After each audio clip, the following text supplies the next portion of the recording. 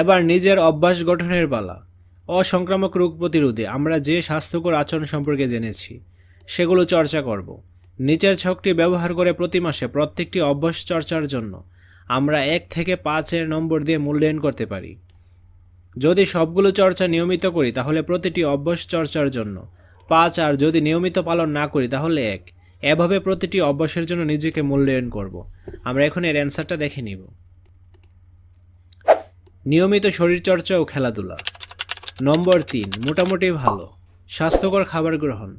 নম্বর 4, মন্তব্য ভালো। ধূমপান, যে কোনো তামাক জাতীয় পদার্থ গ্রহণে বিরত থাকা। নম্বর 5, মন্তব্য খুবই ভালো।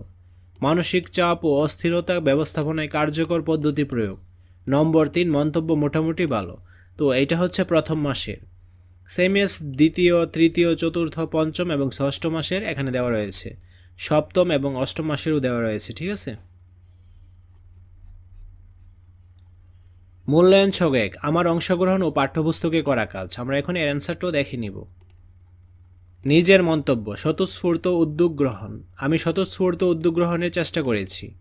সহপাঠীর মন্তব্য, ভালো চেষ্টা করেছে। অভিভাবকের মন্তব্য, সে সর্বোচ্চ চেষ্টা করেছে। শিক্ষকের মন্তব্য, অনেক ভালো হয়েছে। শ্রদ্ধাশীল আচরণ। নিজের মন্তব্য, আমি সকলের সাথে শ্রদ্ধাশীল আচরণ করেছি। সহপাঠীর মন্তব্য, সে সকলের সাথে শ্রদ্ধাশীল আচরণ করেছে। অভিভাবকের মন্তব্য, তার আচরণ অনেক ভালো। শিক্ষকের মন্তব্য, তোমার আচরণে আমরা সকলে মুগ্ধ। সহযোগিতামূলক মনোভাব। নিজের মন্তব্য, সকলের প্রতি সহযোগিতার মনোভাব রাখি। সহপাঠীদের মন্তব্য, সকলের প্রতি তার সহযোগিতামূলক মনোভাব রয়েছে। অভিভাবকের মন্তব্য, অনেক ভালো। শিক্ষকের মন্তব্য, তোমার এই মনোভাবে আমরা অনেক খুশি। পাঠ্যপুস্তক, পাঠ্যপুস্তকে সম্পাদিত কাজের মান। নিজের মন্তব্য, আমি পাঠ্যপুস্তকের কাজ সম্পাদনে সর্বোচ্চ চেষ্টা করেছি। সহপাঠীদের মন্তব্য, তার সম্পাদিত কাজের মান অনেক ভালো। অভিভাবকের মন্তব্য, অনেক ভালো। শিক্ষকের মন্তব্য, বেশ ভালো। মূল্যায়ন ছক 2, সংক্রামক ও অসংক্রামক রোগ প্রতিরোধে স্বাস্থ্যকর অভ্যাস চর্চা। চলো আমরা এখন এর অ্যান্সার স্ক্রিপ্টে চলে যাই। নিজের মন্তব্য, সঠিকভাবে জরিপের তথ্য সংগ্রহ। সঠিকভাবে জরিপের তথ্য সংগ্রহ করেছি। অন্যদের সচেতনতা করার কৌশল প্রয়োগ। অন্যদের সচেতন করার কৌশল প্রয়োগ করেছি। স্বাস্থ্যকর অভ্যাস চর্চায় নিজের চেষ্টা ও আগ্রহ। আমি স্বাস্থ্যকর অভ্যাস চর্চায় নিজে চেষ্টা করেছি।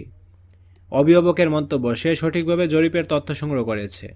তার প্রয়োগকৃত কৌশল অনেক ভালো। স্বাস্থ্যকর অভ্যাস চর্চায় সে সর্বদাই সচেষ্ট।